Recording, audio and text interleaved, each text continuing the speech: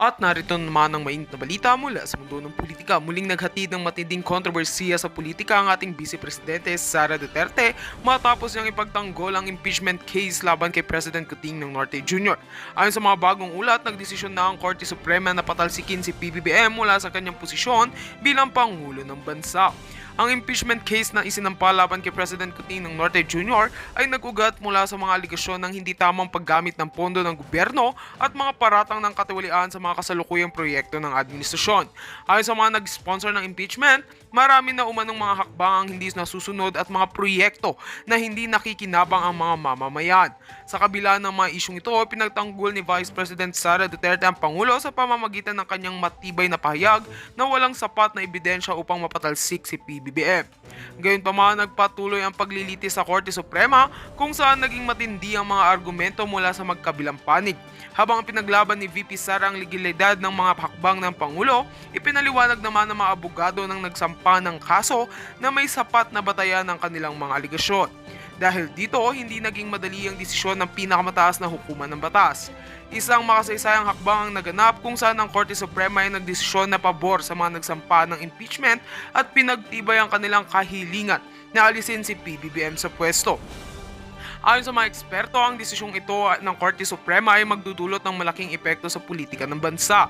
Ang pagpapatalsik kay PBBM ay magbubukas ng isang bagong yugto sa pamumuno ng bansa kung saan ang mga makapangyarihang personalidad at lider ng iba't ibang sektor ay kailangang magtulungan upang mapanatili ang kaayusan.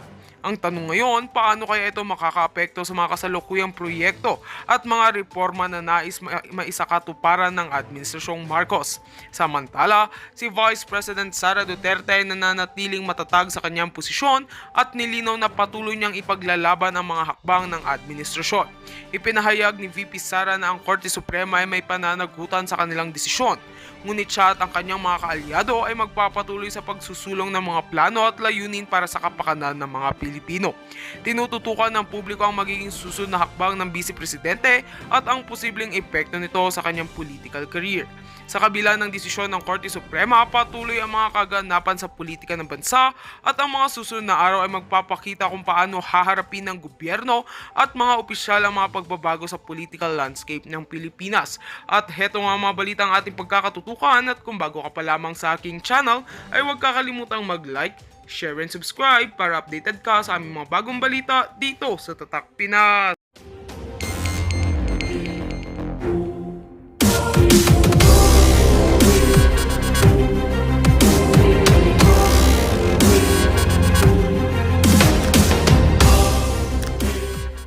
Personnel that will clean our river daily, and they gave me more than 100 personnel to clean our river. So there is one cleaner for every kilometer of our river, in the river and in the river drive that is passing through the river. So actually, if you call on them because of the mandamus on Manila Bay, they will help you. Thank you. Mr. President. Senator Ligana. Mr. President, Yes, Mr. President and also our Majority Leader. Hihirit lang po ako, nabanggit yung master plan, and I have the admission of the design group in the DPWH that in fact, maraming lugar, ma'am, ang walang study in terms of long-term planning na study. Pira-piraso. Kaya yung flood control na napupundahan, hindi aligned sa anumang overall flood control program. Ang nangyayari, kung saan lang gusto ilagay yung pondo, doon maglalagay ng kung ano-anong flood control structures, wala kahit anumang basis sa engineering or sa design. Alam naman natin na may konsiderasyon na pinag-uusapan.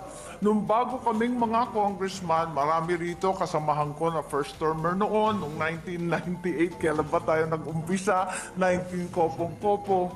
Nagugulat po kami kung bakit limpak-limpak na salapi ang binibigay sa flood control, walang anuman water body, river system o baybay sa tabi. At ang sabi sa amin, hoy mga bata, huwag kayong maingay, hindi sumisisid ang COA. Malapit na ang eleksyon. I-flood control mo na lahat ng perang yan. And hindi ako nagtuturo, hindi ako nagmamalinis, pero alam po natin kung anong ibig sabihin ng consideration. At nakakabahala dahil unang-una walang master plan, nakakagulat naman yon. At malalaking rivers, malalaking baybay, malalaking waterways at lawa, walang kaplano-plano, kaya nakakanerbiyos. Tapos yung popondohan pa, yung may konsiderasyon. Yun lang po. President, last to deliver his manifestation, Senator Binay. Sir? Hindi.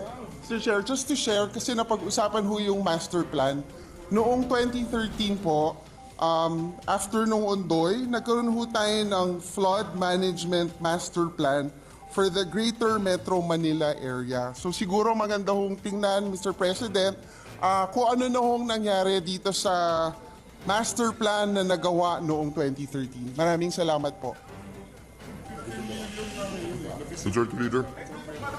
Mr. President, last to deliver a manifestation is Senator Revilla, but then, Mr. President, the former mayor of San Juan would also like to deliver a manifestation, Mr. President. Who's first? Senator De La Rosa? Senator, the good one.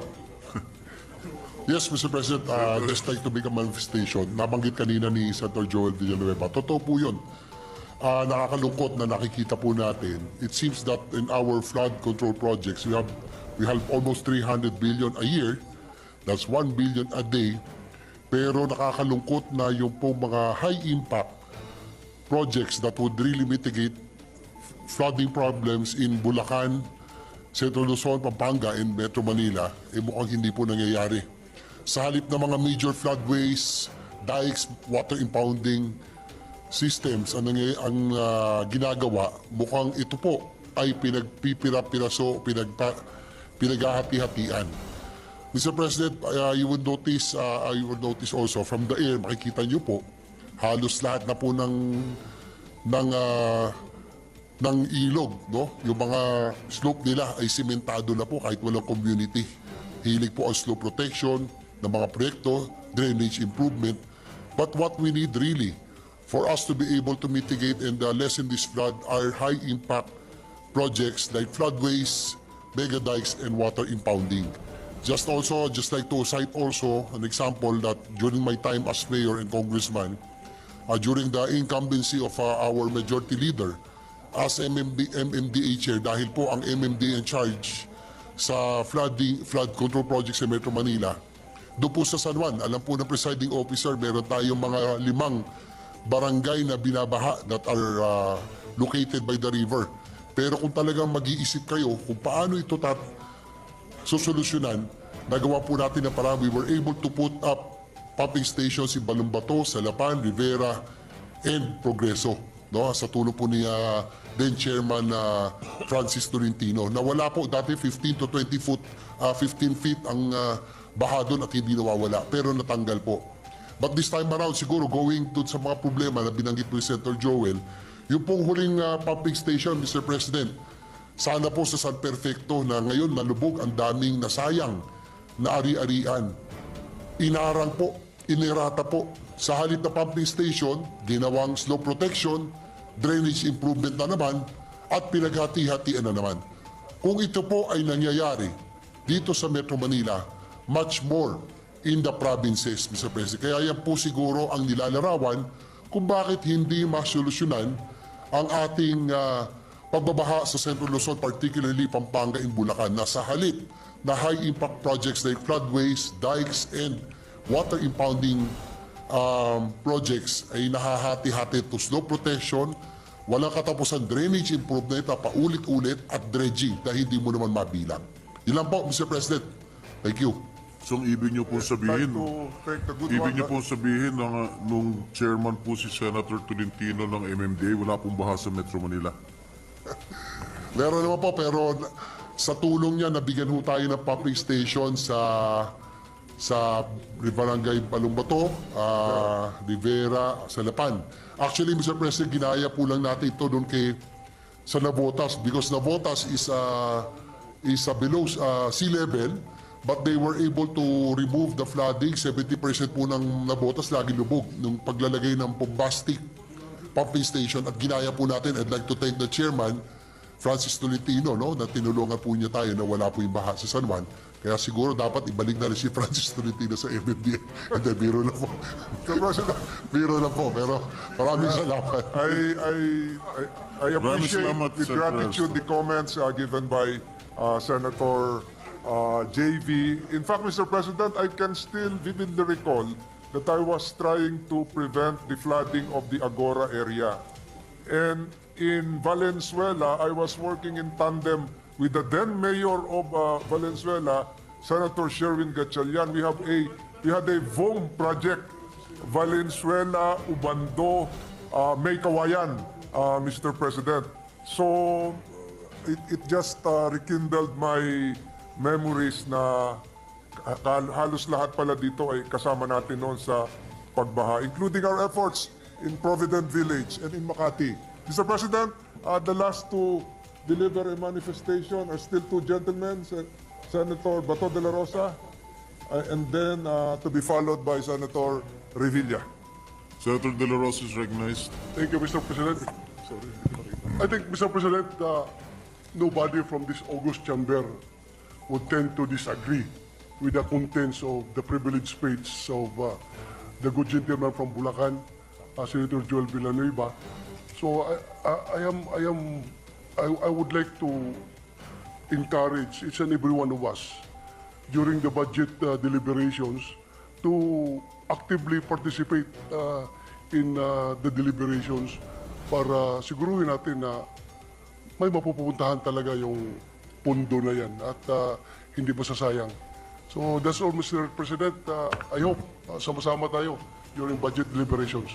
Thank you. Thank you for your brief manifestation, Senator Mr. De La Rosa. President, Eratom, Senator Ontiveros will be the last to deliver a manifestation. Right. Senator Revilla? giving the floor. Who's next? Ladies first. Senator Ontiveros is recognized. Salamat, Mr. President. Salamat, Madjo. Senator Bong Revilla.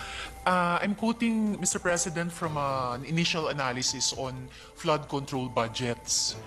On the Philippine Flood Control or Management Budget, based on fiscal years 2015 to 2024, GAAS, 1.14 trillion pesos has been allocated for flood control projects under the DPWH budget since 2015 to the present. So flood control constitutes nearly 30% of the total budget of the DPWH in the last decade. Now, kung ganon, Mr. President, almost 30%, napaka-significant po nun. And that should translate into a significant reduction also in flooding in the country, Mr. President, including here in Metro Manila at sa mga karatig na probinsya. Salamat po, Mr. President. Thank you, Senator Ontiveros. And finally, Mr. President, Senator Revilla, the chairman of the Senate Public Works Committee, is seeking the floor. Senator Revilla is recognized. Thank you, Mr. President.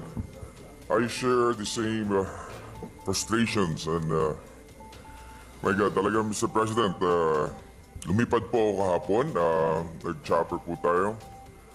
I went to Kamanava, I went to Bulacan, at nakita po natin yung sama ng tama talaga nitong pagbaha, itong Karina. Lalo na po sa Bulacan, Mr. President, talagang dinaano ko yung floodway hanggang Marilao, hanggang nakaabot po ako ng Pampanga. Kitang-kita po natin yung paligid na ng tubig doon sa gilid ng floodway. Siguro ma-high tide lang talagang lulubog. So Mr. President, we really need to do something about it. Ano po ba ang kailangan dito? Kailangan po bang lagyan ng revetment ito? Kailangan ba ng impounding, water impounding doon? Ano po ba ang kailangan? Sa totoo lang, katulad ng sinabi ni Senator Joel Villanueva, talagang nakakapanggigil, Mr. President. Paulit-ulit na lang tayo para tayong mga sirang plaka dito. Sana po, DPWH, anyway, we're supposed to have a hearing tomorrow, no? Committee hearing regarding this problem. Pero na-move po tayo sa Thursday dahil pinatawag yata sila sa Malacanang. So, ganun po man, pagbibigyan po natin itong ating mga sekretaryo, pero sana po sa Thursday ay umattend kayo ng hearing. MMDA, DPWH, sagutin nyo ang lahat ng katanungan ng ating mga kababayan. Dama po namin ang hirap ng dinadanas ng ating mga kababayan na nakalublob sa baha. Dama namin ang hirap ng mawalan ng mga bahay, ng mga kagamitan na pinaghirapan ng ating mga kababayan. Kaya, mga kababayan, umasa po kayo na hindi po kami titigil. Dama ko po ang gigil ni Senator Joel, ganun din po kami. Dahil paulit-ulit na lamang po kami. Kaya sana po ay may puntahan na tayo sa hearing na gaganapin. BBM the best! Grabe, ang ipamimigay nila. Ano yan? Kulungan ng aso? Hey! Diyos mio! Ito lang ipamimigay nyo? Grabe naman yan. Apakataas naman ang standard. Diyos ko. Tignan nyo mga lods, itong materialist. Parang naalala ko si Lenny. Parang naalala ko yung mga dilawan sa ganitong style nila eh. Anin ito? Diyos mio. Yung bubong, parang ang nipis-nipis. Kunting hangin lang to. BBM naman. Ang kuripot naman natin, ang tipid naman sa mga kababayan natin. Samantalang kayo nung birthday nyo, ang gara-gara nyo, duran-duran, di ba? 20 million budget. Pero ito sa mga kababayan natin, grabe ang tipid naman. Di ba? Ganito lang ba ang tingin nyo sa mga Pilipino? Ha? Ganito lang ang tingin nyo, BBM, sa mga Pilipino? Diyos ko. Samantalang kayo, duran-duran, di ba? Sa SONA, 20 million ang pagkain sa mga buhaya. Ang sarap! Ang sarap-sarap, no? Ang sarap ng mga buhay nyo pag nagbe-birthday kayo. Di ba? Pinaganda nyo pa ang palasyo. Di ba? Para talagang finil nyo na bahay nyo. Di ba? Yung mga aliporis mo, President BBM, nagsibilihan pa ng chopper. Tapos, ito lang ang ibibigay nyo sa mga Pilipino. Hi! Pero, sabi pa nga ng mga loyalista, reklamo kayo na reklamo! Huwag kayo magreklamo! Okay. Pero natatawa na lang ako mga lods. Ito lang ang ibibigay nila sa mga Pilipino. Diba parang ang liit ng tingin nila sa mga Pilipino, sa totoo lang. Pero wag ka! Tuwang-tuwa na ang mga loyalista dito. Ito ang kwalidad ng serbisyo na gusto nyo. Na flood. Noong pong nakaraang Lunes, Mr. President, ang Pangulo ng Republika ng Pilipinas ay nag-deliver ng SONA at sinabi po niya na mahigit 5,500 flood control projects ang natapos na at marami pang ginagawa sa buong bansa. With what happened last week, Mr. President, this representation can't help but wonder, is the President being misled by the people around him? Nasaan po itong 5,500 na flood control projects na natapos na ng DPWH? Karamihan daw po ng proyektong ito ay nasa Metro Manila. Pero nakita naman po natin kung paano pinalubog ng baha hindi lang ang mga kababayan natin, kundi ang maging mga bus, mga truck, at lahat ng na-stranded sa mga kalsada dito sa ating bayan, lalong-lalo na sa Metro Manila. Thank you, Mr. President. Ano pang lumakas at isa na ang super typhoon ang Bagyong Karina.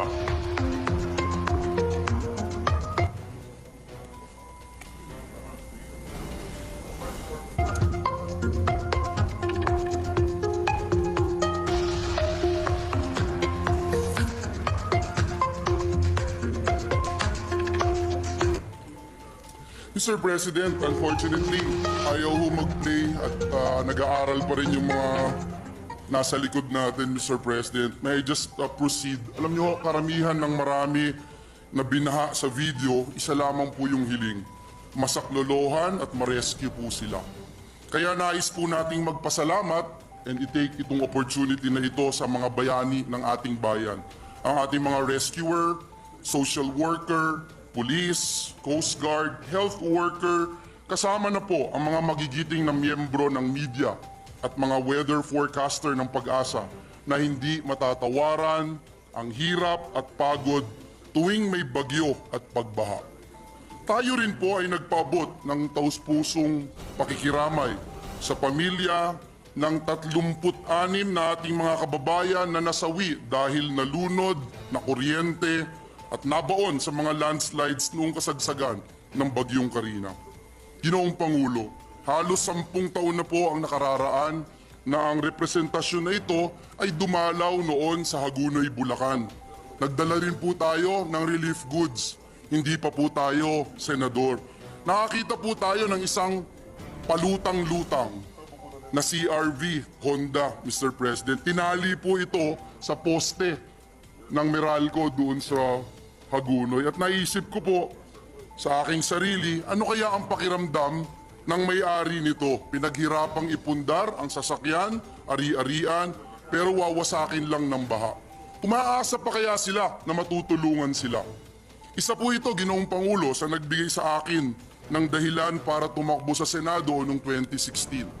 Ang paniwala ko po kasi, Ginoong Pangulo, kung mapapabilang po tayo sa institusyong ito, may magagawa po tayo para masolusyonan o maibsan man lang ang malagim na sitwasyon ng ating mga kababayan sa Bulacan, lalo na tuwing may bagyo, lalo na tuwing may baha.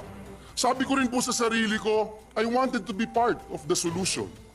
Kaya unang taon po natin dito sa Senado, noong Agosto hanggang Setyembre 2016, nakiisa po kagad tayo sa mga pagdinig dito sa Senado, hinggil po sa estado ng pagbaha sa ating bansa. Hindi ko na po iisa-isahin yung ating mga tanong na ni-raise, mga sagot na ating nakuha. Pinondohan din po natin ng 10 milyon yung hinihingi ng DPWH na dapat may feasibility study. Pinondohan po natin yon at para alamin po kung ano nga ba yung scientifico na mga paraan para solusyonan ang tumitinding baha sa aming mahal na lalawigan. Nang matapos po ang feasibility study, Ginoong Pangulo, ayaw naman po implement. Kesyo kulang pa raw at kailangan pa ng dagdag na pondo.